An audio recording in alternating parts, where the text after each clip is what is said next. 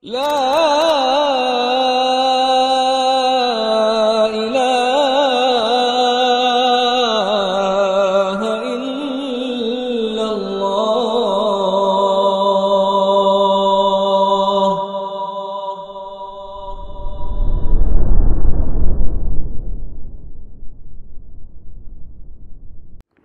Bismillahirrahmanirrahim. Assalamualaikum warahmatullahi wabarakatuh. Innal hamdalillah nahmaduhu wa nasta'inuhu wa nastaghfiruh wa na'udzu billahi min shururi anfusina wa sayyiati a'malina may yahdihillahu fala mudilla lahu wa may yudlil fala hadiya lahu. Asyhadu an la ilaha illallah wahdahu la syarika lahu wa asyhadu anna Muhammadan 'abduhu wa rasuluhu la nabiyya ba'dahu. Ya ayyuhalladzina amanu taqullaha haqqa tuqatih wa la tamutunna illa wa antum muslimun. Ya ayyuhan nasu taqu rabbakumul ladzi khalaqakum min nafsin wahidah wa khalaqa minha zawjaha wa batha minhuma rijalan katsiran wa nisaa'a wattaqullaha alladzi tasaaluna bihi wal arham innallaha kana 'alaykum raqiba. يا أيها الذين آمنوا اتقوا الله وقولوا قولا سديدا يصلح لكم أعمالكم ويغفر لكم ذنوبكم ومن يطع الله ورسوله فقد فاز فوزا عظيما. فإن أصدق الحديث كتاب الله وخير الهدي هدي محمد صلى الله عليه وسلم وشر الأمور محدثاتها وكل محدثة بدعة وكل بدعة ضلالة وكل ضلالة في النار. Amma ba'd. Para jemaah sekalian rahimakumullah, bab yang sudah kita masuk ke dalamnya dalam kitab At-Tauhid, yaitu bab man ata'al ulama'a wal umara'a fi tahrimi ma ahallallahu wa tahlili ma harramah faqad ittakhadhahum arbaba. Bab mentaati ulama dan umara. Ulama yaitu waliul amri dari segi ilmu atau agama, dan umara waliul amri dari segi otoritas. Mentaati mereka namun dalam rangka mengharamkan yang Allah halalkan atau menghalalkan apa yang Allah haramkan, maka ini sama dengan menjadikan mereka sebagai arbab, sebagai rabb, sebagai pembuat hukum, sebagai pembuat hukum. Antara istilah pembuat hukum dengan penegak hukum itu beda. Jadi hukum seolah dibuat oleh mereka yang mana itu justru menyelisihi hukum Allah Azza wa Jalla. Dan masalah menyelisihi hukum Allah Azza wa Jalla itu adalah ujian semua orang, yang mana pada momentum hidupnya pasti akan bertemu dengan penyimpangan, penyelisihan syariat. Apakah dia mengikuti hal itu, yaitu mengharamkan yang Allah halalkan atau menghalalkan apa yang Allah haramkan, atau dia memilih Allah dan Rasulnya? Maka ini adalah ujian dalam kehidupan Muslim. Dan dalil atau athar yang disebutkan oleh beliau, yaitu athar Ibnu Abbas radhiyallahu anhuma, yushaku an tanzila alaikum hijaratun minas sama'. Aqulu qala Rasulullah wa taquluna qala Abu Bakar wa Umar. Hampir-hampir turun bebatuan dari langit atas kalian. Aku berkata, Rasulullah SAW bersabda, kalian malah justru berkata, Abu Bakar dan Umar berkata. Jadi seperti ada tandingan, pembandingan antara wahyu dengan kalam manusia. Dan di sini seolah-olah ada pembandingan dalam rangka perlawanan atau lebih memberatkan perkataan manusia dibandingkan wahyu. Lebih mendahulukan perkataan manusia dibandingkan dengan wahyu. Dari Ibnu Abbas mengatakan, yushaku an tanzila alaikum hijarat minas sama'. Batu-batu dari langit itu hampir saja turun menimpa kalian sebagai hukuman buat kalian karena melakukan hal ini, dan jatuhnya batu-batu dari langit bukan perkara yang mustahil bagi Allah. Itu mungkin sebagaimana dalam kisah Ashabul Fil, wa arsala alaihim tayran ababil tarmihim bihijaratin min sijil. Allah Subhanahu wa taala mengutus untuk mereka pasukan gajah, burung ababil berjamaah, ababil itu, dan burung-burung itu melempar kepada mereka batu-batu dari tembikar panas. Ya. Juga tentang kaum Lut di surat Al-Qamar, Allah Ta'ala mengatakan, Inna arsalna alaihim hasiba illa ala Lut najaynahum bisahar. Kami telah mengutus atau memberikan kepada mereka hasib, yaitu hujan bebatuan, kecuali para pengikut Nabi Lut alaihissalam. Kami loloskan mereka.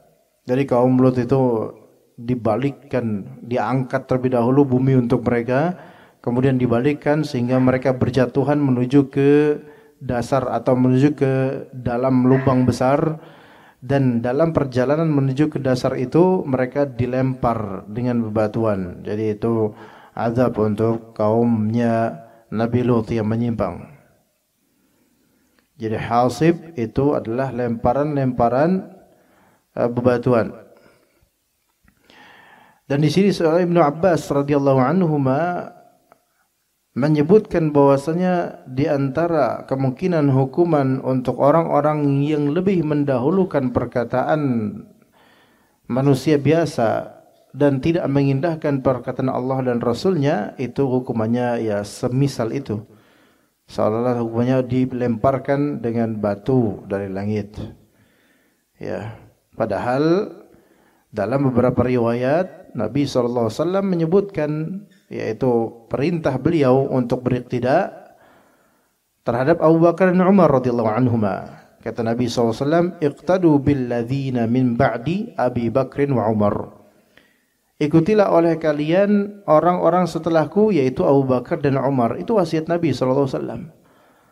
Juga dalam hadis lain, alaikum bisunnati wa sunnatil khulafa'ir rasyidin al-mahdiyyin min ba'di. Hendaklah kalian memegang teguh sunnahku dan sunnah al-khulafa ar-rasyidin. Itu diantaranya Abu Bakar dan Umar. Ya. Tetapi ketika perkataan selain Rasulullah SAW, yaitu sampai perkataan manusia yang level imannya itu terbaik dalam Islam setelah para nabi, Abu Bakar dan Umar, ketika perkataan orang-orang terhebat ini itu dibenturkan dengan perkataan Rasulullah SAW, dijadikan sebagai senjata untuk menentang atau membedakan dari perkataan Rasulullah SAW, maka ini adalah penentangan terhadap syariat Allah Azza wa Jalla.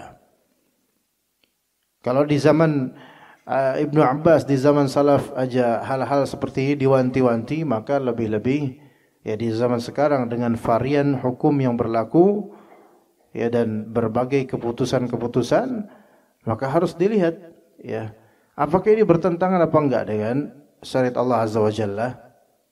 Maka kalau bertentangan, mirip seperti ini, menghalalkan yang Allah haramkan atau mengharamkan yang Allah Ta'ala halalkan. Dan ini bukan perkara yang ringan, sehingga Ibnu Abbas pun ada sisi khawatir kepada kalian, wahai tabi'in, wahai kaum muslimin.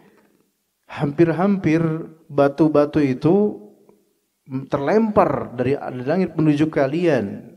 Aku berkata qala Rasulullah SAW, kalian berkata qala Abu Bakar dan Umar. Kalau perkataan Abu Bakar dan Umar yang mana itu orang terbaik saja tidak boleh dijadikan senjata benturan terhadap perkataan Nabi SAW, apalagi perkataan orang-orang yang jauh di bawah mereka berdua.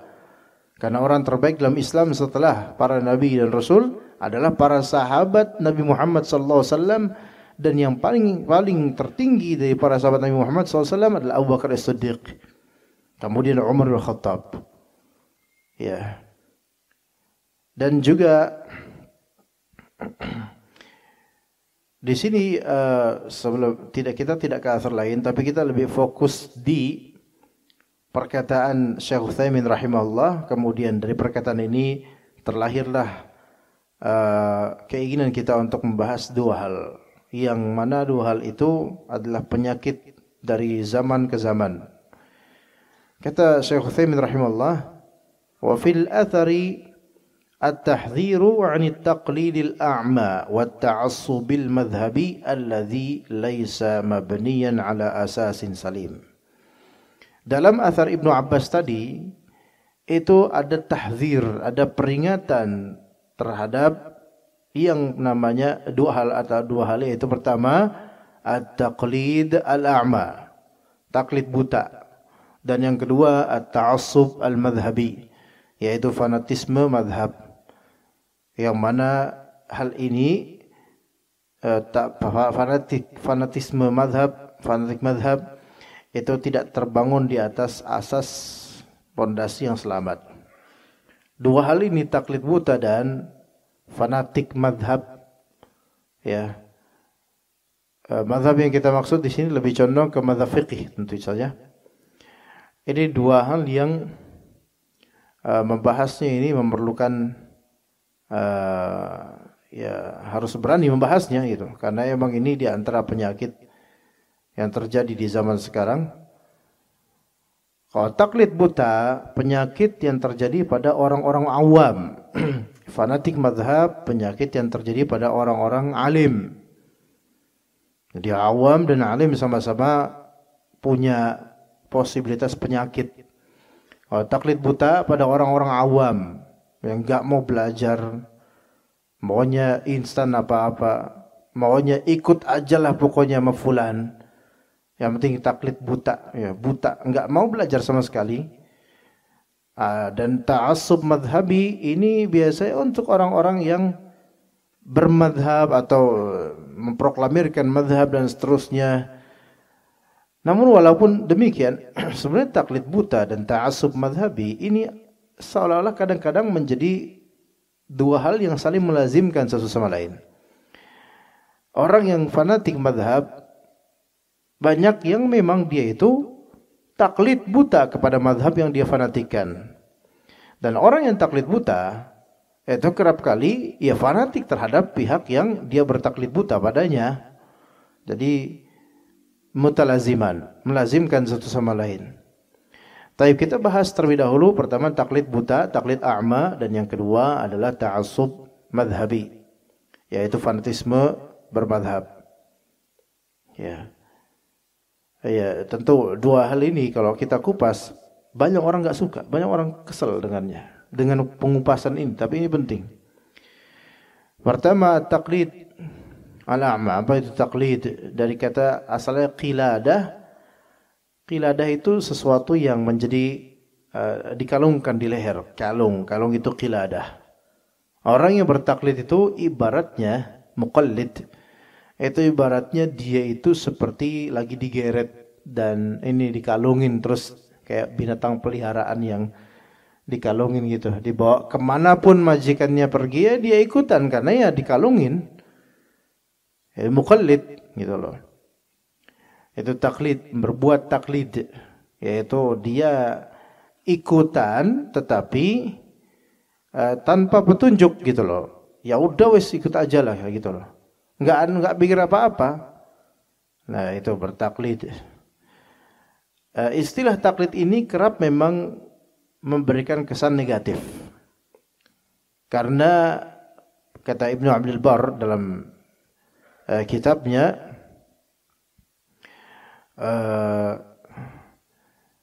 para ulama sepakat bahwa si muqallid itu bukan orang alim. Para ulama sepakat bahwa si muqallid itu bukan orang berilmu. Karena taklid itu bukanlah ilmu. Dia hanya ikut-ikutan saja khalas. Kalaupun mengetahui, hanya mengetahui tapi tidak disebut ilmu. Nah, taklid ikhwas sekalian, tidak semua taklid itu madhmum atau tercela. Yang tercela yaitu taklid a'ma. Namun hakikat taklid secara syar'i apa? Kalau tadi kan secara bahasa taklid itu bersikap dari kata qiladah, yaitu kalung, seperti mengkalungkan diri dengan suatu tarikan gitu loh, dan ikut dengannya gitu loh. Itu taklid gitu loh. Namun kan kalau mengkalungkan diri itu kan ibaratnya seperti dikiaskan dengan binatang. Jadi ada konotasi itu kurang bagus gitu loh. Nah, secara syar'i taklid itu apa? Ya. Syekh Sa'ad bin Nasir Asy-Syafri hafizallah.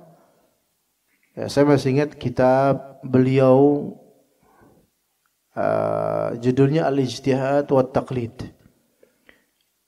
Ya, Al-Ijtihad wa Taqlid. Beliau punya buku Al-Ijtihad wa Taqlid. Waktu masih di Lipiana suka membaca beberapa buku beliau. Di antara kitab Al-Usul wal Furu', atau juga kitab Al-Ijtihad wa Taqlid. Dan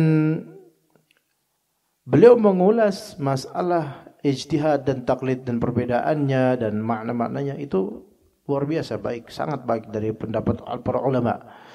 Dan dari banyak definisi yang disebutkan oleh banyak dari ulama tentang taklid, maka taklid itu adalah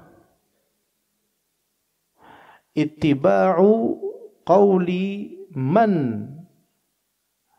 qawluhu ghairu hujjatin biduni ilmin. Ya, ittiba'u qawli man kana qawluhu ghairu hujjatin bila ilmin. Itu yang itu definisi taklid. Taklid adalah mengikuti perkataan orang yang perkataannya itu bukan hujjah dan mengikutinya itu tanpa ilmu. Gimana faham? Saya ulangi. Jadi taklid itu adalah ittiba'u qawli man kana qawluhu laysa bihujjatin biduni ilmin. Mengikuti perkataan orang yang perkataannya itu bukan hujjah dan mengikuti tanpa ilmu. Ini definisi yang paling terbaik kalau difikirkan. Jadi, kalau kita mengikuti perkataan Nabi SAW, itu bukan taklid. Ya. Tapi kalau kita mengikuti perkataan manusia selain Nabi SAW, ya, dan kita mengikutinya itu tanpa ilmu, ya wes ikut aja, maka ini taklid. Apa bedanya perkataan Nabi dengan perkataan selain Nabi alaihissalam? Apa bedanya? Coba apa bedanya, ikhwan? Wahyu, betul. Kalau manusia selain Rasulullah SAW biasanya dari dirinya. Ya, itu hadis sahih. Dari definisi tadi kita ketahui Nabi SAW perkataannya itu hujah bukan? Hujah. Selain Nabi SAW perkataannya hujah bukan? Bisa hujah, bisa tidak, tergantung dengan benar apa enggak gitu kan. Tapi enggak zat perkataan manusia biasa itu hujah enggak secara zat posisi dia? Enggak, bukan hujah. Sealim apapun itu. Ya, walaupun ya para ahli usul fikih dari berbagai mazhab mereka berbeda pendapat mengenai apakah qaul sahabi, perkataan sahabat itu hujah atau bukan. Gitu loh. Sebagian ulama mengatakan adapun khulafa rasyidun yang 4 itu perkataannya hujjah karena kata Nabi SAW, alaikum bisunnati wa sunnatil khulafa'ir rasyidin al-mahdiyin. Ya, perkataannya hujjah. Tetapi pada keasliannya selain Nabi SAW perkataannya bukan wahyu, intinya itu. Yang mana secara zat pada asalnya bukan hujjah. Tidak bisa menjadi dalil secara zat perkataan selain Nabi SAW. Al-Quran dan Sunnah itu secara zat apa? Hujjah bukan? Hujjah. Sunnah yang sahihah, sunnah yang derajat tidak dhaif lah pokoknya. Itu secara zat hujjah. Tapi kalau selain Rasulullah SAW, Abu Bakar radhiyallahu anhu, Umar radhiyallahu anhu, dan seterusnya sampai orang zaman sekarang, ulama sealim apapun sekarang, apakah lisannya itu hujjah dalam Islam? Tidak menjadi mizan syariat. Maka kalau misalnya benar sesuai syariat, kita ikuti. Kalau enggak benar, ya antum harus ikut syariat gitu loh. Sehebat apapun orang itu. Maka taklid adalah, di sini taklid adalah mengikuti, ittiba, mengikuti ya, tapi yang diikuti itu adalah perkataannya orang yang zat perkataannya itu bukan hujjah sebenarnya, karena dia orang biasa, bukan nabi gitu loh. Dan mengikutinya itu bila ilmin, tanpa ilmu. Tanpa ilmu. Makanya muqallid, orang yang cuma taklid tidak disebut berilmu, walaupun dia tahu hukum ini. Cuman kayak gini loh, misalnya tuh seorang ustadz yang paling alim dunia satu bumi sekarang, dia paling alim. Misalnya, ustadz apa hukum dropship dengan skema begini. Ustadznya dengerin terus jawab ustadznya. Hukumnya haram. Siap ustadz. Udah. Akhirnya dia mengamalkan itu, menganggap itu haram. Taib. Ini taklid bukan namanya? Taklid karena dia orang awam ini menjadikan perkataan iya itu haram. Itu sebagai apa? Hujjah buat dia, maka ini bertaklid. Apakah dia punya ilmu tentang alasan-alasannya kenapa dia bilang haram? Enggak. Dah. Kalau ustaz bilang ya, kalau ustaz bilang itu haram, khalas, sami'na wa ta'na. Ini disebut taklid gitu. Terlepas dari ini boleh atau enggak, yang penting inilah gambaran taklid gitu. Nah, kalau misalnya dia mengatakan, oh itu haram ya Ustaz ya.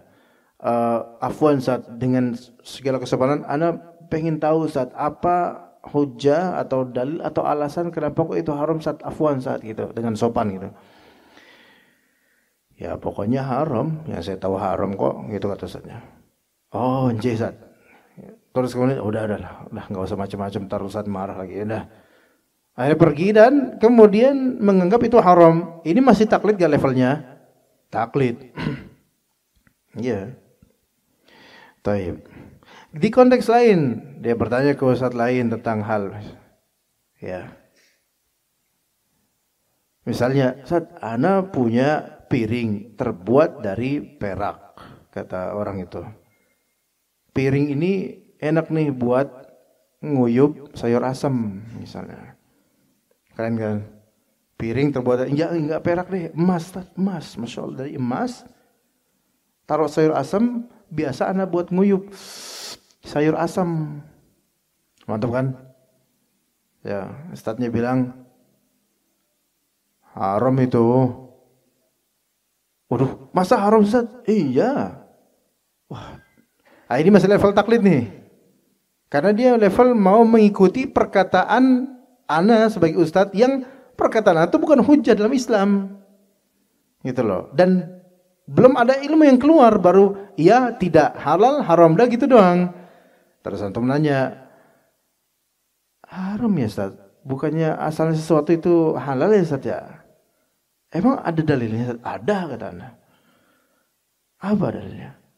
Kata Nabi SAW, gitu. Alladhi yasrabu fi ina'i dhahabi wal fidda fi ina'i fidda innama yujarjiru fi batnihi nar jahannam. Kata Nabi. Terus dia bilang, oh, padahal enggak ngerti artinya apa. Oh, iya. Jazakallahu khair Ustaz. Wa iyyak. Assalamualaikum. Waalaikumsalam. Belum saya terjemahin, udah pergi aja dia. Taib. Ini taklid bukan masih? Masih. Karena apa? Enggak ngerti apa yang ngomongin. Tapi setidaknya ada spirit ittiba, karena qala Rasulullah SAW, walaupun tetap aja nih orang masih bahlul. Karena apa? Enggak tahu, kan baru bahasa Arabnya kan dia ngerti. Ini masih level taklid, tapi ada semangat untuk ittiba walaupun enggak ngerti itu artinya apa. Paham di sini? Iya, udah. Oh ya Pak. Oh, ada perkataan Rasul kayak itu. Oh iya, jazakallahu khair. Separuh, ya nggak salah juga, cuman belum selesai saya ngomong gitu kan, belum full komplit dia tahu, makanya belum menjadikan ilmu, belum masuk level step ittiba, belum. Tapi kalau misalnya artinya Ustaz apa saat itu? Orang yang minum dari wadah perak itu ibaratnya dia itu apa? Meminum sesuatu yang akan menggelagak dari api di perutnya nanti gitu. Wah, terus paham. Dia bilang, antum bilang, karena tapi kan Ustaz, ana kan wadahnya emas bukan perak. Nah, di sini namanya ada namanya qiyas aulawi. Kalau wadah wadah perak aja itu haram, dosa besar, apalagi wadah emas. Oh, I see gitu ya. Makasih Ustaz, Masya Allah. Taib, ini ilmu bukan yang keluarin. Ilmu, baik itu dalil atau kaidah ilmu, maka itu ilmu semua gitu loh. Maka di sini dia dalam posisi sekarang muqallid atau muttabi'. Muttabi' karena spirit dia udah masuk spirit mengikuti dalil atau mengikuti ilmu yang mapan, kaidah yang mapan atau dalil yang benar. Begitu. Tapi di sisi lain ya itu jelas, ini kan jelas kan dalilnya jelas, maka hukumnya ada jelas gitu loh. Maka ini disebut dalam konteks ini lebih condong bukan muqallid. Melainkan di sini lebih ke muttabi' gitu loh. Tapi tetap ada sisi nisbat muqallidnya ada. Apa? Yaitu menyerahkan dalil dan pemahaman dalilnya kepada saya sebenarnya. Faham enggak jemaah? Menyerahkan kepada saya. Kamu nganggu-nganggu kenapa, Dek? Ngerti? Nganggu-nganggu ini dia. Ngerti, Masya Allah. Ngerti, usul fikih ngerti ya. Jadi ini, antum ketika bertanya kepada seorang alim, apa dalilnya? Apa hukumnya? Haram. Apa dalilnya? Gini. Ya itu ada tiba, betul. Tapi dengan antum menyerahkan final konklusi kepada sang alim ini, itu adalah bentuk taklid juga sebenarnya. Faham nggak? Iya, karena antum nggak perlu berpikir. Yang penting sang alim sebutkan hukum dan dalilnya, selesai. Tapi ini spiritnya itiba, udah levelnya naik. Cuman ada nisbat taklidnya, yaitu menyerahkan konklusi hukum dengan dalilnya kepada sang alim. Antum nggak perlu berpikir banyak gitu loh. Jadi antum tinggal dapat lepehannya aja, yaitu hukum dalil selesai. Ini muttabi', tapi masih ada sisi taklid. Ini nggak tercela kok ini mah. Yang penting kan dia ngikutin dalil. Cuma kadang-kadang bagi orang awam, kalau dia salah tanya ke manusia atau dia bertanya tapi bukan kepada orang yang bertakwa dari ahli ilmu, kadang-kadang dalil dengan hukum ya nggak cocok gitu loh. Atau dia pakai dalil tapi ternyata ada dalil lain yang bertentangan dengan pendapat dia gitu. Bisa jadi. Sekarang gini nih. Ya, misal tentang masalah apakah air kencing, tinja atau air kencing binatang seperti kambing itu najis atau tidak? Nah kan gitu, najis atau enggak gitu. Kemudian kita bilang, misalnya Anda bilang, antum tanya ke Anda, Ustaz ini di depan rumah Anda ada kandang sapi gitu. Nah, kadang-kadang Anda lewat situ gitu. Terus mau sholat atau ngapain gitu lewat situ, dan kadang-kadang ya memang kena dengan kotoran sapi karena gede-gede gitu misalnya. Itu gimana ya? Sholat Anda sah nggak ya kalau misalnya pakaian Anda terkena dengan kotoran-kotoran sapi itu? Terus Anda bilang tidak sah. Loh, tidak sah. Dalilnya apa? Dalilnya adalah bahwasanya segala yang macam kotoran hewan itu khabith, buruk, jadi najis. Oh iya. Oh iya Ustaz. Ini secara kaidah ada benar enggak? Ada menuju kebenaran. Dan ini suatu ilmu juga, ya. Maka antum percaya. Itu berarti kan mempercayakan hasil dari hukum kepada ana gitu loh. Maka ini ada sisi ittiba kepada dalil atau kepada ilmu, tapi ada sisi taklid gitu. Yang mana iya, antum tahu ana pakai ilmu betul. Antum menerima ilmu ini betul. Ya, dan antum ikut. Tapi ada sisi taklid. Karena antum menyerahkan konklusinya kepada ana. Taib. Apakah jawaban ana benar? Padahal jawaban ana yang sahih adalah salah. Yang sahih adalah salah. Yang benar adalah salah jawaban itu. Apa yang benar? Yang benar lebih tepat adalah tidak najis. Paham enggak? Loh, kok tidak najis? Karena dalil yang menuju, ada dalilnya. Yang mana tidak najis, dalil itu lebih kuat. Yaitu Rasulullah SAW memperbolehkan sholat di kandang kambing. Lah kalau boleh sholat di kandang kambing, dan kandang kambing nggak bakal lepas dari tinja dan kencingnya, maka ini menunjukkan apa? Berarti nggak najis dong. Kemudian Rasulullah SAW juga memerintahkan sebagian dari sahabat ketika itu untuk berobat dengan meminum air kencing unta. Maka yang lebih sahih adalah air kencing atau tinja binatang yang boleh dimakan dagingnya itu tidak najis. Ya, termasuk juga tai kotok misalnya. Lagi mau ke masjid, ada tai kotok di masjid.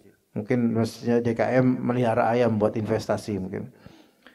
Ya, keinjek plek, tai kotok nih, baunya kayak gini lagi gitu. Ya, nggak beramat lah. Sholat. Selesai sholat. Tanya ke Ustadz gitu. Wah, sholat dengan tai kotok nggak boleh kata Ustadz. Itu tidak sah. Duh, kok bisa gitu Ustadz? Iya, karena namanya tai ya najis lah gitu kan kata Ustadz. Namanya tinja itu najis gak? Najis sih. Ya apalagi tinja binatang kata syekhnya, kata Ustadznya. Ya, jadi itu diulang tuh sholatnya tuh kata gitu. Dan itu menurut mazhab Syafi'i gitu. Nah, taib. Menurut mazhab Syafi'i ini dalil bukan? Sebenarnya nggak bisa dalil, itu bukan dalil karena mazhab Syafi'i mazhab manusia gitu loh, pendapat manusia. Oke. Oh gitu ya Ustaz ya. Akhirnya dia habis itu beramal lah, yaitu mengulangi sholatnya. Nah terus ada ustadz lain, dia minta fatwa Ustaz, karena tadi ngulang sholat, Ustaz katanya kalau kena tai kotok nggak sah sholatnya, itu najis. Dengan alasan ya tinja manusia itu najis ya, apalagi tinja binatang kayak ayam gitu, maka lebih najis lagi. Seperti benar kan? Dan itu ternyata mazhab Syafi'i ya, Ustaz yang B ini bilang betul itu mazhab Syafi'i. Tapi disebutkan oleh Ustaz yang B ini dalil-dalil yang tadi. Bolehnya sholat di kandang kambing, kemudian ada beberapa sahabat minum air kencing unta. Sekarang tampak di si awam ini dua jawaban. Yang satu mengatakan ulangi sholat karena itu najis, yang satu mengatakan nggak usah ulang sholat karena itu nggak najis. Mana yang orang umum nih ngelihat lebih kuat dalilnya mana? A atau B? Ustadz yang kedua ya kan? Karena dalilnya jelas. Ya, menunjukkan binatang-binatang ini, binatang yang bisa dimakan dagingnya itu tidak najis tinjanya atau kencingnya. Apa yang wajib bagi orang awam ini? Ikut yang mana sekarang? Ikut yang bagian antum yang mana? Bagian antum. Yang tadi, iya emang yang tadi, semua yang tadi Pak. Yang B. Betul. Karena apa? Iya dalilnya lebih jelas. Kalau dia tetap ikut dengan A, ini namanya taklid buta. Membutakan diri, bodoh amat apa dalilnya, yang penting inilah gitu loh. Itu. Kalau ikut yang B, karena dia merasa Allah bukakan buat dia pintu dalil yang jelas, maka ini namanya ittiba gitu loh. Begitu cuma ya. Nah, jadi taklid asalnya adalah mengikuti perkataan orang yang perkataannya bukan hujah dan mengikutinya itu tanpa hujah, tanpa dalil. Iya. Ngikutin siapapun, ustadz apapun di zaman sekarang, antum cuma ikutan beliau doang. Kata ustadz fulan gini-gini, kata ustadz. Nah, ini namanya taklid. Apakah tercela? Ya kalau misalnya memang antum super awam, ya super awamnya super banget gitu loh. Dan belum dapat dalilnya, maka minimal tanyalah ke ahli ilmu, dan kalau dia nggak memberikan dalil, ya seenggaknya menurut antum itu benar, ya oke lah silahkan, tapi itu tetap disebut taklid, bukan suatu ilmu. Ya begitu. Namun kalau taklid ketika disebut taklid buta, maka ini lebih apa? Lebih buruk gitu loh. Karena dia membutakan diri. Yang penting kata ustadz ini, yang penting kata ustadz ini, apapun kata ustadz ini, maka inilah yang benar. Ini taklid buta, dan ini masuk ta'assub. Ta'assub bisa termasuk fanatik juga. Ya. Jadi taklid yang seperti ini tercela, terlarang, dan kalau bisa seseorang itu untuk hal-hal masalah akidahnya itu jangan bertaklid. Makanya sebagian ulama mengatakan untuk perkara usul akidah, asas-asas akidah tidak boleh bertaklid. Artinya dia harus tahu apa dalilnya. Tahu apa dalilnya itu bukan berarti dia harus hafal, tapi dia mengetahui bahwa ini memang dari Al-Quran, dari As-Sunnah. Sekarang kok tanya, antum semua amalan pagi ini dari salat subuh jamaah hafal enggak dalilnya? Enggak hafal. Kenapa antum 2 rakaat salat sebelum subuh? Kenapa? Karena ada dalilnya atau enggak? Ada dalilnya. Hafal enggak? Ya enggak hafal. Enggak hafal dalil itu bukan berarti enggak tahu dalil. Ya cukup tahu dalilnya apa? Oh ini ada dalilnya. Oh ini jelas dalilnya, disunahkan untuk salat 2 rakaat sebelum subuh. Pahalanya lebih besar daripada dunia dan seisinya. Atau amalkan, khalas. Dan ini ilmu enggak? Ini ilmu. Ini tiba enggak? Ini tiba. Ini taklid bukan? Ini bukan taklid karena apa? Ya ada dalilnya, antum tahu dalilnya atau kaidahnya, itu jelas semua udah. Sekarang kalau misalnya ba'da shalah antum istighfar 3 kali, Allahumma antas salam wa minkas salam tabarok ta'ala jalal ikram. Ini dalil, ada dalil enggak? Pernah dengar enggak? Pernah dengar, disebutkan dalam Sunan Abi Dawud, dalam Sahih Bukhari. Ini khalas. Ini ilmu, taklid, bukan taklid. Ada dalil yang jelas, ini tiba namanya. Ya. Tapi kalau misalnya di masjid, misalnya masjid mana? Assalamualaikum warahmatullahi wabarakatuh. Assalamualaikum warahmatullahi wabarakatuh. Alhamdulillah. Salam.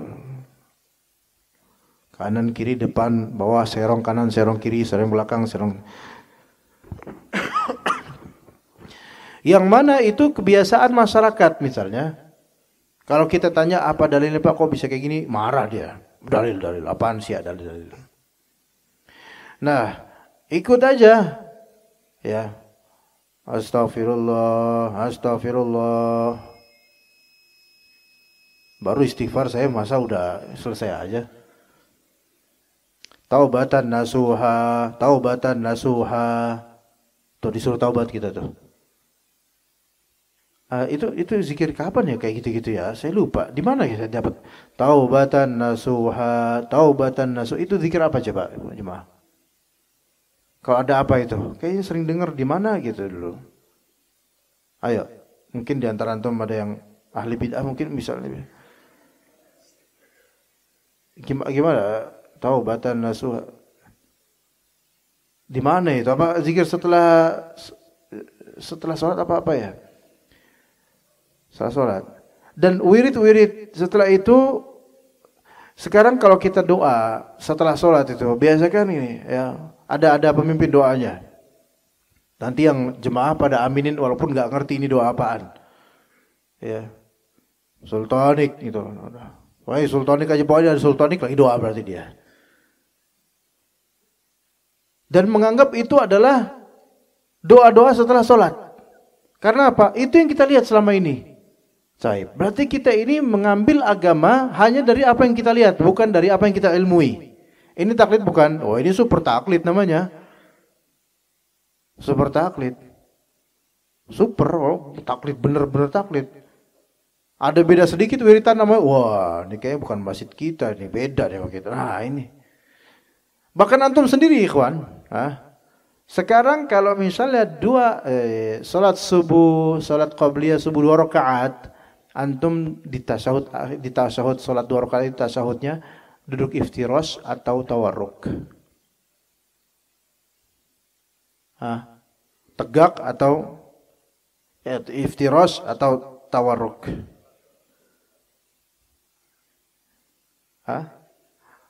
Salafiyun di masjid manapun Jabodetabek ini kalau 2 rakaat tegak. Sekarang tanya, antum ikut siapa itu? Ikut Nabi Muhammad SAW. Apa? Coba dari mana tahunya? Antum rata-rata apa? Ikut jemaah ikhwan salafiyin. Makanya mirip dulu waktu sebelum hijrah. Ya. Tawarruk. Ikut apa? Ikut dulunya. Sekarang tegak 2 rakaat. Enggak pakai ilmu, Pak. Ngikutin teman-teman. Iya. Sekarang kalau anak tanya dalilnya pun, anak yakin antum enggak tahu. Karena ini ikhtilaf mazhab yang banyak ikhtilafnya. Ini taklid bukan? Taklid, akuin aja Pak, akuin aja, nggak usah malu. Nggak usah malu, akuin aja beneran. Tanya antum, apakah antum pernah memeriksa dalilnya? Pernah nanya ke ustadz dalilnya? Ustadznya aja belum tentu juga tahu. Ada, iya juga ya kata ustadznya. Ada juga selama ini kayaknya ikut-ikutan ikhwan juga kata ustadznya kita. Ayo coba aja ya nggak? 2 rakaat, tasyahudnya biasanya antum gimana? Tegak. Iya. Gimana? Salaf juga gimana? Salam. Iya, termasuk juga itu. Banyak hal yang kita sebenarnya ya ikut gimana orang-orang pada umumnya, ikhwan-ikhwan kita. Iya, beneran. Wah, ini Pak Rosadi semangat nih kalau udah kayak gini nih. Ya. Iya beneran. Sejujurnya. Sehingga antum mau iftiros, mau tawaruk kayak dulu nggak enak karena teman-teman pada iftiros, nggak enak. Mau kayak gini, janganlah nanti pada ini lagi ngeliatin saya, dikira saya kalangan lain lagi gitu. Nah, ini termasuk sebenarnya taklid nggak? Ya ini super taklid juga karena ini diikutin ikhwan lainnya. Kalau ditanya juga, ya juga ya, saya juga ikut yang lain. Oh yang ditanya, antum ikutan nggak? Enggak ya. Iya sampai ke level Ustadz kalau misalnya sholat subuh 2 rakaat pas sebelum salam tasyahud itu tawaruk atau iftiros? Ustadznya malah bingung, tawaruk tuh apa ya? Iftiros ini udahlah, ini nggak usah belajar sama dia dah, udah dah. Terlihat Pak Rosadi udah mulai karena udah mau selesai kajian, beliau seneng tuh ya, masya Allah. Nah, taklid buta di sini kata Ibnul Jauzi rahimahullah, dakhala iblisu ala hadhihi al-ummati fi aqaidiha min tariqain. Ahadihima at-taqlidu lil aba'i wal aslaf, wa tsani al-khawdu fi ma la yudraku ghawruhu wa fi ma la yudraku ghawruhu. Iblis masuk ke umat ini dalam urusan akidah dari 2 jalur. Iblis masuk ke umat kita ini, umat kaum muslimin, dari segi akidahnya dari 2 jalur. Pertama, dari segi jalur taklid kepada nenek moyang. Nenek moyang ini yaitu orang-orang lampau, bapak kita, orang-orang terdahulu, nenek moyang. Taklid kepada tradisi lah, nenek moyang itu tradisi aslaf, tradisi yang telah berlaku. Itu taklid kepada kebiasaan saja. Dan yang kedua, jalur kedua masuknya iblis, al-khawd fima la yudraku ghawruh, yaitu berkecimpung dalam pembahasan yang tidak ada juntrungannya, tidak ada endingnya. Berkecimpung di pembahasan yang tidak ada endingnya. Jadi yang pertama menyia-nyiakan akal, menyia-nyiakan kecerdasan. Yang kedua menyia-nyiakan waktu. Iya, gitu, dari 2 jalur itu. Yang pertama, dia taklid kepada tradisi, taklid kepada orang-orang, taklid kepada nenek moyang. Ini menyanyikan akal sebenarnya. Karena antum enggak mengaktifkan hujjah di situ. Sehingga bisa mencerna dengan akal antum. Enggak. Yang penting ikut aja tradisi. Na'udzubillah min dzalik. Sementara kan kita tahu tradisi tidak semuanya sesuai dengan Islam. Bahkan sebagiannya sangat bertentangan dan berlawanan dengan Islam. Bahkan syirik sebagiannya. Maka di iblis mudah masuk kalau udah kayak gini mah gitu loh. Nah, yang kedua dari jalur apa? Yaitu berkecimpung membahas hal-hal yang tidak apa intinya, what's the point, terus ngapain? Kayak misalnya ahlu kalam. Belajar kalam, ilmu filsafat. Terus buat apa? Buat apa coba? Akidah itu simple, gampang, dalilnya mudah. Itu akidah yang global. Adapun mungkin lebih terperincinya mungkin kadang-kadang ada kerumitan. Tapi secara global akidah itu mudah insyaallah. Antum cukup mengimani bahwasanya di akhirat ada telaga Nabi, dalil ini selesai. Udah gitu aja. Enggak perlu dibahas nanti kan katanya itu telaga airnya putih kayak susu, berarti kalau nyelam di situ nanti nggak bisa ngelihat dong kita. Udah hal kayak itu nggak usah dibahas, nggak usah dibahas. Antum masuk surga aja belum, ya kan? Kemudian membahas di beberapa Al-Quran di surga nanti ada bidadari cantik, ya. Kemudian kalau minum nanti kelihatan airnya saking beningnya dia gitu loh. Terus berpikir lah kalau misalnya bidadari buat ikhwan-ikhwan nanti buat akhwat apa? Masa bidadara tapi kan gak ada dalilnya. Gimana ya? Dan terus ya mikirin terus ya. Akhirnya bingung sendiri karena terlalu mendalami hal-hal yang tidak dalil dalam masalah akidah. Udah, akidah itu cukup global tahu dan dalilnya ada, alhamdulillah dah selesai dah. Nggak usah nyari-nyari ya. Kuburan, azab kubur, katanya azab kubur itu bisa didengar oleh makhluk manapun kecuali jin dan manusia. Tuh ada embek dia lagi makan di kuburan, kan gitu. Kadang di perempatan Pondok Ranggon itu kan ada kambing itu.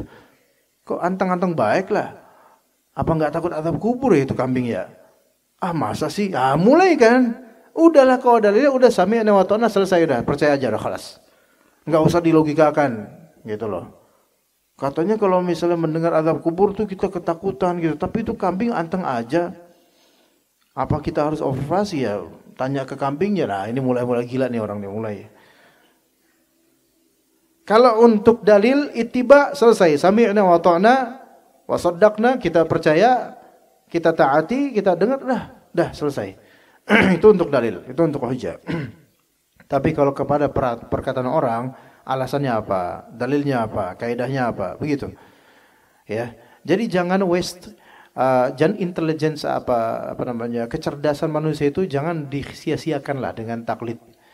Kecuali mungkin baru banget belajar, ya. Oke, mungkin baru banget belajar, oke lah. Tapi upgrade lah, jangan seperti itu terus, ya. Kemudian yang kedua apa tadi? Yaitu al-khawd. Al-khawd fima la yudraku ghawruh. Dia terus-terusan membahas atau mempelajari hal-hal yang tidak ada ujungnya. Ya. Tahu enggak filsafat? Ya, banyak cabang filsafat, bukan filsafat yang saintifik ya. Filsafat yang berkaitan dengan keagamaan dan seterusnya. Itu kan saya pernah ngobrol sama orang yang tertarik dengan filsafat. Dia bilang bahwa filsafat itu poin ujungnya adalah untuk mengatakan saya tidak tahu apa-apa. Gitu. Lah terus kita belajar supaya saya tidak tahu, terus ngapain belajar gitu kan ya. Jadi yang enggak ada juntrungannya. Makanya kalau kita mempelajari ilmu agama ini melalui metodologi filsafat, itu sebenarnya apa? Apa hasilnya? Outputnya apa? Omongannya banyak, amalannya sedikit. Jadi gitu. Ngomongnya banyak. Akhiran kalimat itu kebanyakan sasi. Ya. Kita harus berimajinasi bahwa ini ada emansipasi, terus kemudian ada relevansi, si. Kelihatannya Masya Allah. Iya. Tapi nggak pernah bangun sholat subuh. Ya. Gitu. Itu untuk taklid buta. Yang kedua apa? Yang kedua fanatisme madhab. Wah ini agak panas ini. Iya. Mumpung matahari belum meninggi sih, tapi gimana nih ikhwan? Pak Rusadi ini udah panas sendiri Pak Rusadi.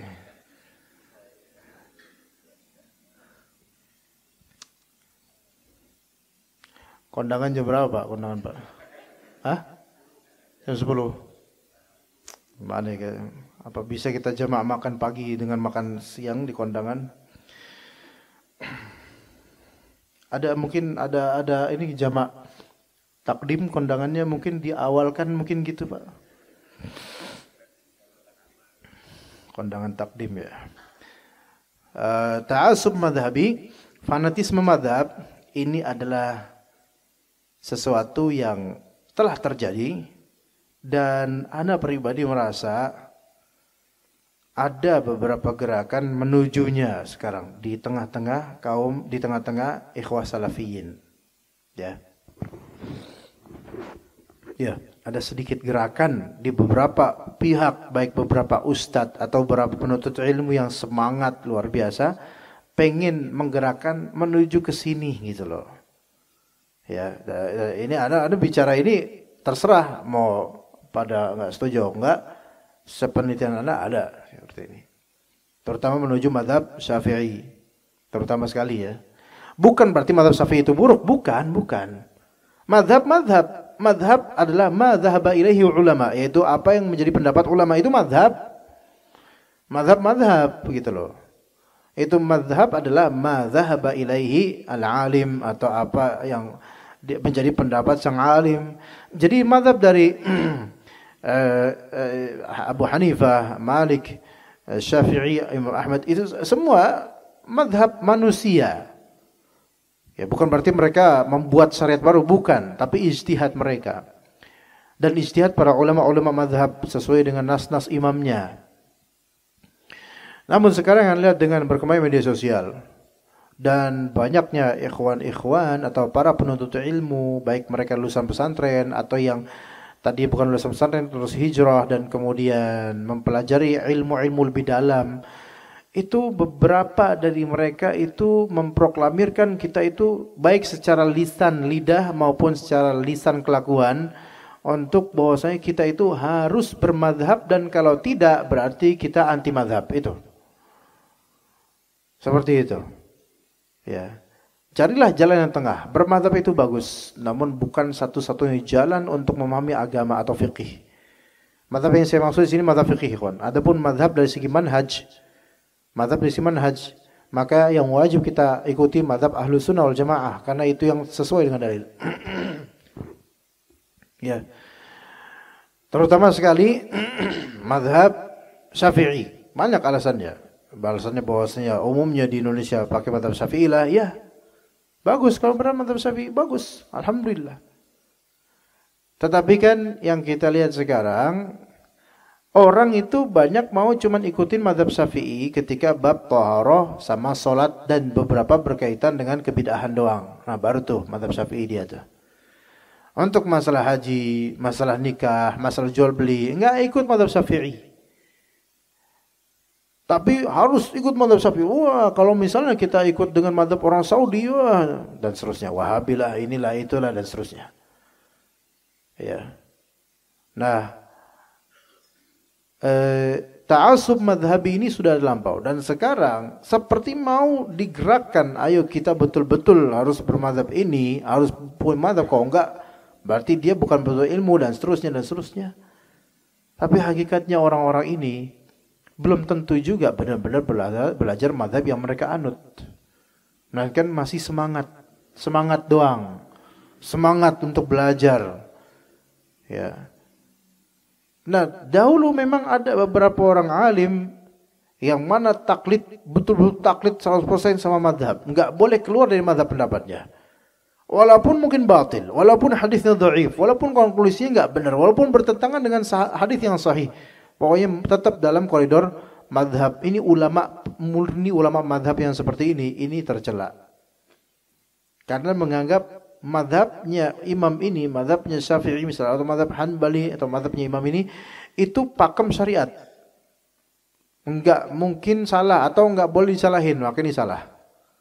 Pasti di setiap madhab itu ada qaul marjuhnya, ada pendapat yang salah, pendapat yang dhaif, pendapat yang batil bahkan ada. Bukan tidak mungkin. Imam Syafi'i aja punya qaul qadim sebelum beliau ke Mesir, dan punya qaul jadid ketika beliau ke Mesir, sudah di Mesir. Dan pendapat yang mu'tamad dalam madhab qaul jadidnya. Tapi terkadang kadang-kadang qaul qadimnya, qaul pertamanya beliau malah lebih selaras dengan beberapa dalil dibandingkan qaul jadidnya beliau. Itulah manusia. Itulah manusia gitu loh. Sampai selevel Imam Syafi'i aja ada yang pendapat lamanya itu lebih dekat ke sunnah dibandingkan pendapat barunya. Baik, itulah manusia. Jadi kita nggak bisa mendewakan apa mempertuhankan dan menganggap perkataan Imam Syafi'i seluruhnya pasti benar. Imam Ahmad seluruhnya pasti benar. Imam Ahmad aja dalam satu masalah aja bisa aja ada riwayat tentang pendapat beliau dalam satu masalah bisa lebih dari 3. Dalam satu riwayat mengatakan ini hukumnya mubah, tapi di riwayat lain beliau berpendapat ini hukumnya sunnah. Di riwayat lain beliau mengatakan ini haram. Bisa seperti itu, bisa. Dalam kitab Madhab Hanbali bisa seperti itu. Untuk satu masalah Imam Ahmad bisa pernah. Jadi kadang ada fase beliau berpendapat ini haram. Tapi berapa tahun kemudian mungkin beliau ditanya berpendapat ini makruh. Berapa tahun kemudian beliau berubah pikiran, ternyata ini adalah sunnah, bukan haram, bukan makruh. Bisa terjadi, itu bukan tidak mungkin, bukan mustahil. Dalam satu madhab, dalam satu pendapat ulama, satu orang ulama. Ya. Lah di sekarang ta'assub madhabi, kalau kita untuk misalnya ini harus pakai mazhab ini untuk seluruh cabang permasalahan fikih, itu enggak ada. Itu ngomong doang. Ya, kalau misalnya kita harus ikut mazhab Syafi'i, ngomongnya doang mazhab Syafi'i di beberapa hal saja. Tapi di hal-hal lain dia menyelisihi. Padahal mazhab Syafi'i ini lebih dekat ke dalil, tapi ini menyelisihi. Karena apa? Kadang-kadang mengikuti hawa nafsu, selera masyarakat, nggak enakan sama orang dan seterusnya. Oke, misal kita harus ikut dengan seluruh 100% mazhab Syafi'i. Misal. Antum kalau misalnya beli di warung kelontong, ya. Di warung kelontong antum beli permen, 4 pieces, kasih 1.000. Pergi, atau beli kue apa sih di orang kelontong, atau apa belanja apa lah gitu, ya, ngomong enggak ngomong, tahu harganya tapi enggak ngomong, penjualnya juga enggak ngomong, ngeliatin aja, ngawasin aja, pantengin aja sambil melotot gitu, ngeliatin ngambil apa dia, ngasih duit, ngasih kembalian, plek. Dalam mazhab Syafi'i ini tidak sah jual belinya, karena tidak ada sighat lafal saya beli ini, saya jual ini, nggak ada. Tapi dalam mazhab Hanbali ini boleh. Ini disebut bai'ul mu'atat namanya. Tanpa ngomong. Iya, tanpa ngomong. Coba. Ya. Sekarang rata-rata kita pakai yang mana sekarang? Beli gitu kan? Beli gitu. Tok. Beli bu. Gak ada orangnya. Cek dah. Pergi habis itu. Uangnya taruh gitu. Ya. Secara uruf itu bisa nggak? Bisa. Walaupun yang ini jangan kalau bisa ya. Jangan. Ya. Takutnya nanti dari kebiasaan ternyata duitnya kita kasih kurang. Nah, ini kan curang. Ya. Tapi dalam mazhab Syafi'i ini tidak sah. Tidak sah, ikhwan. Oke? Nah, ini satu hal. Dalam perbuatan-perbuatan kita pun kadang-kadang untuk bermadhab itu enggak mikirin madhab, tapi mikirin apa dalilnya. Walaupun di madhab dibahas di madhab, di buku-buku madhab dibahas. Buku madhab Syafi'i banyak yang membahas hal ini. Ini nanti kan ada kondangan nih. Walaupun qadarullah jam 10 masih lama. Ini kita kok kajian sampai jam 10 juga nggak bisa ini ya. Ya. Nah, misalnya itu kan jemaah banyak. Afwan nih, nggak semuanya kan diundang di situ, Ikhwan. Mohon maaf ya. Oh, Anda diundang dong. Emang antum. Tapi ternyata antum yang nggak diundang karena tahu nih ada kondangan, datang antum. Iya, karena kan tadi anak sholat subuh di sini, anak tahu ada kondangan, gitu kan, anak jemaah sini, gitu, datang. Iya, bahkan bukan hanya lapar Pak, emang sengaja nggak makan pagi biar bisa di jamaah takhir abis zuhur makan banyak, kalau bisa sediain plastik resek. Nggak diundang, datang, cek ke resepsionis, tanda tangan, amplop nggak bawa amplop, nggak bawa bingkisan. Bawa apa? Ya bawa hati dan perasaan aja, ya masuk. Nama Jupri dari Cibubur gitu kan. Jemaah gitu kan, tanda tangan. Dapat souvenir. Ya, terus habis itu mana pengantinnya? Cipiki, pengantin sama mertua mantu itu siapa nih? Wallah alam bisawab, enggak tahu. Ya. Makan. Taib. Makan. Apa hukumnya? Dalam mazhab Syafi'i haram. Gak boleh. Dia gak diundang. Kecuali dia datang ngomong, Pak maaf Pak, panitia ada gak panitia? Oh nih kita Pak, maaf Pak. Bukan yang baru itu. Saya gak diundang. Iya, kata panitianya, ya udah, kok di sini? Maksudnya saya gak diundang tapi ya pengen diundang gitu. Undang dong gitu. Kalau diizinin boleh. Kalau nggak izin, maaf Pak, ini undangan udah penuh, malah kita takutnya kekurangan nih makanannya gitu loh. Enggak, saya nggak nyari makanan, Masya Allah. Saya cuma pengen memberi selamat pada pengantin. Ya, habis itu nanti sama pengantin saya tanya lagi, boleh nggak saya makan? Nah, kalau kayak gitu boleh nggak? Ya boleh, izin boleh. Makanya nanti kawan antum kalau ini minta izin nanti. Iya. Kalau antum nggak diundang minta izin. Pak, boleh nggak saya ini? Gitu. Iya. Pak Rusadi diundang nggak Pak? Oh nggak mungkin nggak diundang beliau. Iya. Nah begitu ya kawan. Jadi nggak boleh datang ke yang bukan undangan. Bahkan kalau misalnya dalam pamflet undangan itu Hasan dan keluarga. Kan tahu maksud keluarga ini siapa? Anak, istri. Ya mungkin orang tua bolehlah secara uruf ya. Jadi Hasan dan keluarga. Keluarga di sini dikembalikan kepada mindset urufnya itu siapa? Ya anak, istri atau orang tua gitu kan. Udah situ aja. Ya paman, bibi, encang-encing, jamabe semuanya dimasukin satu keluarga sampai minibus 20 orang. Ya ini enggak boleh. Kecuali anaknya banyak. Bani Hasan gitu kan. Ternyata banyak gitu. Ya bawa tuh. Nah itu emang anak-anaknya maka boleh. Itu urufnya gitu. Kalau bawa semua tetangga sampai satpam komplek dibawa juga sama dia nggak boleh. Walaupun di 30 nggak boleh. Ya begitu itu fikihnya. Ini ternyata dibahas dalam madhab. Iya, mereka bahas dengan kaidah-kaidah. Iya. Dan ini ilmu juga. Makanya kita katakan madhab ada ilmu betul. Tetapi orang itu ketika dia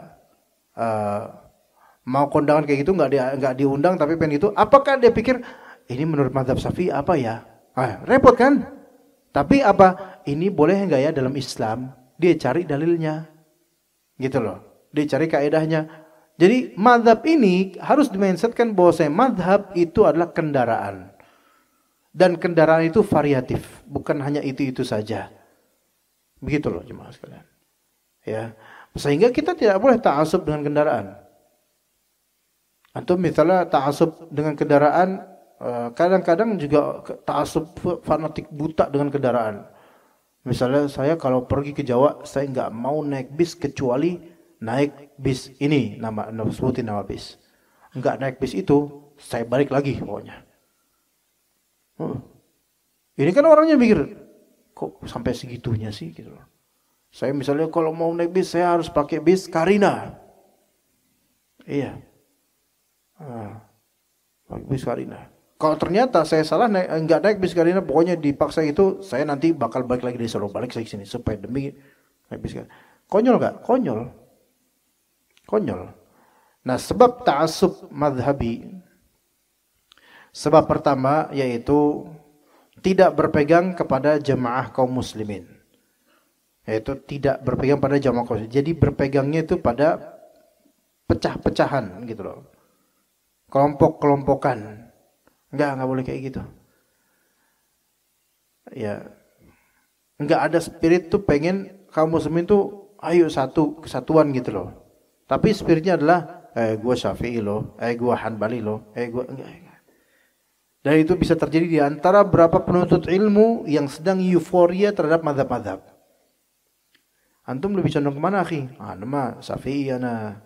Antum, akhi? Ana Hanafi. Antum sendiri apa? Ana Hasan, ya gitu ya. Di sini ini ana sendiri sebagai yang mengajarkan di Masjid Hijau kitab Umdatul Fiqh. Itu mazhab Hanbali itu. Tapi antum yang ikut kajian itu, antum tahu beberapa kali ana pribadi bukan berarti ana lebih hebat dari Ibnu Qudamah atau dari ulama Hanabilah, bukan. Tapi menimbang di kitab tersebut ada beberapa pendapat Ibnu Qudamah tersebut penulis yang ternyata ada dalil yang lebih benar, yang lebih cocok gitu loh. Yang mana harus menyelisih beliau, dan ulama Hanbali yang lain juga menyelisih beliau dalam masalah-masalah ini. Artinya kita pakai buku kurikulum itu bukan berarti pakem harus plek 100% harus seperti itu. Kadang-kadang ada yang menyelisihinya. Itu Ibnu Qudamah, ulama besar. Yang bisa saja kita selisihi karena dalil. Maka pada lagi yang di bawah itu gitu loh. Itu yang pertama tadi apa? Tidak ada spirit untuk bersama jemaah kaum muslimin. Pengennya dengan apa? Kelompoknya atau mazhabnya. Yang kedua, al-i'rad 'anil wahyi wa 'adamil intifa' binususil wahyi, yaitu berpaling dari wahyu, ya. Berpaling dari wahyu, tidak mengambil manfaat, tidak mau mengambil manfaat dari nas wahyu Al-Quran Sunnah. Jadi menganggap ketika disebut perkataan Allah Ta'ala berfirman, itu hati enggak tergerak. Rasulullah SAW bersabda, hatinya enggak tergerak. Wal istighna anhu bi aqwalir rijal, dan lebih merasa cukup dengan ucapan manusia. Jadi ketika Rasulullah SAW bersabda, itu hatinya enggak ada rasa. Tapi imam ini berkata, ustadz ini berkata, langsung lah gitu. Jadi lebih tinggi baginya apa? Perkataan ulama dibandingkan perkataan Rasulullah atau perkataan sebelumnya perkataan Allah Azza wa Jalla. Itu diantara penyebabnya. Maka coba lihat ya di hati kita. Sehingga gini loh, yang kedua ini dan ini beberapa ulama, bahkan level ulama itu seperti lebih merekomendasikan kita itu mempelajari matan-matan mazhab dibandingkan dengan betul-betul mempelajari Al-Quran. Ya. Jadi apa matan fikih mazhab ya. Itu sampai lafal-lafalnya itu betul-betul dipelajari dengan detail. Seolah-olah ini adalah pelajaran Al-Quran. Tapi giliran untuk ayat Al-Quran cukup dihafal dan makna-maknanya nggak begitu mau dipelajari. Jadi spirit untuk betul-betul mendalami dalil atau wahyu itu kurang. Ya. Padahal kerap kali malah justru dalil itu lebih mudah difahami dibandingkan perkataan di matan-matan fikih. Ya. Taib. Kemudian penyebab yang ketiga, berteguh dengan hadis dhaif dan palsu dan hadis dhaif, palsu dan pendapat-pendapat yang rusak. Itu berpegang teguh dengan hadis dhaif, palsu dan pendapat yang rusak demi mazhab. Demi mazhab. Ya, jadi demi mazhab enggak apa-apalah pakai dhaif, yang penting ini mazhab Syafi'i. Enggak apa-apalah hadis palsu, mendingan yang penting ini hadis, yang penting ini mazhab Hanbali. Hatta mazhab Hanbali sekalipun jemaah. Mentalqin mayit dengan Yasin hadis dhaif, dan itu pendapat yang umum dalam mazhab Hanbali. Itu tinggalkan. Karena apa? Dalilnya dhaif. Ya. Betul, dalil dhaif. Dan kadang-kadang ada pendapat di antara pendapat ulama dalam suatu mazhab, ijtihad seorang ulama dari suatu mazhab, yang mana ijtihad itu juga pertama kasusnya belum tentu ada. Kedua, aneh juga pendapatnya. Ya, kayak misalnya di Hasyiat Al-Baijuri ala Fathil Qarib karya Ibnu Qasim Al-Ghazi, itu disebutkan di situ tentang masalah apa hukumnya menyembelih manusia kebo. Coba, menyembelih manusia kebo, ikhwan. Gimana gambarannya coba? Menyembelih berkurban dan hewan kurbannya adalah manusia kebo, boleh atau enggak? Ngerti enggak jemaah? Manusia sapi. Jemaah, antum pengen pulang atau pengen makan ini kok kayak agak gimana gitu, kayak ngeliatin anak tuh kayak kenapa sih Zat lama banget ngomongnya gitu, bentar lagi. Dihikayatkan bahwasanya ada seorang khotib ustadz dan dia adalah manusia setengah kebo. Itu ditulis tuh di kitab. Nah, dia wujud manusia tapi ada kemiripan dengan kebo, sapi, manusia sapi. Apa hukumnya berkurban dengannya? Ngerti nggak jemaah? Jadi setelah khutbah, habis itu dia langsung dipenggal, terus di Allahu Akbar, Bismillah, Allahu Akbar, digeret. Apa hukumnya memakan dagingnya dan berkurban dengannya? Itu ada coba sekarang kalau misalnya ada kayak gitu, ustadznya ternyata dia manusia tapi keturunan sapi. Mungkin nggak itu kira-kira? Ada? Nggak ada. Tapi dibahas. Apa hukumnya? Apakah dagingnya lebih dominan daging sapinya atau daging manusianya? Akan repot gitu. Lah kan dia tadi baru khutbah ya. Kok sekarang kita sembelih ya? Kira-kira halal nggak adalah ini? Masya Allah. Dibahas itu. Hadisnya nggak ada, karena ini not in real life, nggak ada real life kayak gitu. Ya. Tapi ada yang membahasnya dari ulama mazhab, beberapa mazhab, di mazhab Syafi'i ada. Dari pendapat berapa seperti rusak. Nah, ada beberapa yang mengikuti hadis dhaif atau palsu demi memperkasakan mazhabnya. Penting mazhab saya ini. Ini kan hadis dhaif, tapi kan menurut mazhab saya kan enggak dhaif. Padahal dia kalau diteliti dhaif atau maudhu' bahkan. Wa tark, dan meninggalkan apa yang sahih dari hadis Nabi SAW. Ditinggalkan. Gitu, ditinggalkan. Dan itu ada di beberapa case ada. Yang penting harus jalur mazhab. Makanya setelah abad keempat Hijriah, yaitu 300-an Hijriah, terus sampai kitab-kitab mazhab menjelaskan kitab-kitab ya, menjelaskan syarah terhadap kitab ini, syarah terhadap kitab ini, itu banyak ulama-ulama penulis-penulis dalam mazhab yang tidak mau punya sikap independen untuk mengkritisi mazhabnya atau untuk mengambil pendapat lain yang tidak sesuai dengan mazhabnya. Kalau Imam Nawawi rahimahullah itu bagus, Masya Allah. Beliau mentahqiq mazhab Syafi'i, dan dalam beberapa hal beliau itu tidak mau ikut dengan beberapa pendapat Imam Ghazali yang di atasnya atau Imam Rafi'i yang di atasnya. Ya.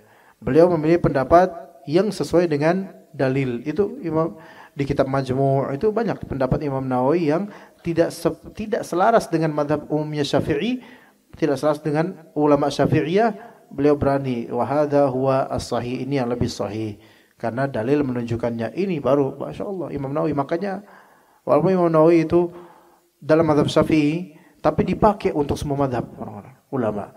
Walaupun beliau memang ada beberapa hal yang patut dikritisi di masalah asma wa sifat, tapi beliau tetap dipakai karena beliau ahli hadis dan lebih condong kepada apa yang sesuai dengan hadis Nabi SAW. Makanya asatidzah Ahlussunnah mereka sama Imam Nawawi ikut, Masya Allah. Kitab-kitab yang dibahas, Riyadhus Shalihin berkah. Semua masjid punya, Arba'in Nawawi punya, Riyadhus Shalihin punya. Imam Nawawi itu berkahnya begitu cuma. Tapi berapa ulama-ulama mazhab lainnya itu nggak mau kayak gitu, nggak mau punya independensi untuk keluar sedikit dari mazhab, nggak mau. Bahkan ada yang mengatakan bahwasanya apa yang dikatakan dalam mazhabku ini, kalau misalnya salah, tidak sesuai, nggak kelihatan ada dalilnya, maka kita harus husnudzon, pasti ada dalilnya, pasti ini yang benar, pasti. Ini yang seperti ini yang membuat adanya fanatisme mazhab, menjadikan mazhab sebagai benang yang dikultuskan. Ya. Dan juga yang keempat dan terakhir ini yaitu menjadikan imam mazhab itu semanzilah dengan Nabi Muhammad SAW. Ya. Jadi imam mazhab terhadap para pengikutnya dari ulama mazhab ini, imam mazhab ini semanzilah dengan seolah-olah Nabi dengan para sahabat, para pengikutnya gitu loh. Diposisikan begitu sehingga apa yang dikatakan imam mazhab itu kita nggak boleh keluar darinya. Nggak boleh keluar dari perkataan imam mazhab ini. Jadi memposisikan seperti itu, maka ini batil, seperti batil. Ya. Begitu. Dan dari 4 mazhab yang ada sampai saat ini, wallahu alam, yang sepenglihatan pribadi ana, dan ini pendapat ana pribadi ya, bahwasanya dari semua mazhab, dari semua ulama-ulama yang sekarang ada di mazhab-mazhab ini, yang lebih independen dan lebih jauh dari fanatisme mazhab adalah ulama-ulama Hanbali. Itu, ulama Hanbali, ya. Bahkan dari segi akidah, kebanyakan ulama Hanbali sekarang itu lebih ke Ahlussunnah dibandingkan dengan mazhab-mazhab lainnya. Ini sesuatu hal yang tidak bisa dipungkiri. Siapapun yang mungkirinya, maka dia mungkin tidak melihat kenyataan atau memang ada sedikit kekesalan terhadap Ahlussunnah. Iya. Jadi dari segi akidah, dari ulama ulama mazhab Hanafi, mazhab Maliki, mazhab Syafi'i, mazhab Hanbali, yang lebih dekat kepada akidah salaf rata-rata ulama mazhab Hanbali dari zaman dulu sampai sekarang. Iya, bukan berarti nggak ada salahnya, bukan. Tetapi yang lebih dekat dari segi manhaj Ahlussunnah dan salafus saleh, maka mazhab ulama-ulama Hanabilah. Begitu, ya sekalian. Itu bagi ahli sunnah sekarang itu nggak bisa dipungkiri itu. Bukan berarti antum nggak boleh bermadzhab Syafi'i, fadl.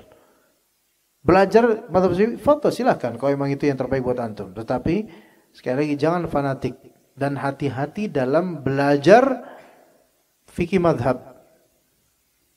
Ya. Karena sekarang di Indonesia di tengah-tengah salafiyin seperti ditempatkan beberapa individu yang kadang majhul, nggak ketahuan belajar di mana atau nggak tahu dulunya siapa dan seterusnya. Dipasang beberapa pengajar madhab yang mana di situ seolah-olah kita itu diposisikan kalau antum nggak bermadhab berarti antum salah, gitu loh. Begitu ya ikhwan. Makanya kita ngajarkan di sini sebagai hujjah pakai kitab, salah satu kitab panduan madhab Hanbali, tetapi dalam beberapa poin kita pakai madhab lain supaya tidak terikat dan menjadi hujjah bahwasanya dengan begitu kita lebih independen untuk memilih dalil dan tidak merasa bersalah kalau misalnya kita tidak ikut dengan sang imam dan lebih kepada imamnya para imam, yaitu Rasulullah SAW. Dan itu yang harus kita lakukan jemaah sekalian. Ya, kita cukup sampai sini insyaallah. Sallallahu ala nabiyina Muhammad wa ala alihi wa sahbihi ajma'in. Subhanakallahumma bihamdika asyhadu an la ilaha illa anta astaghfiruka wa atubu ilaik. Assalamualaikum warahmatullahi wabarakatuh.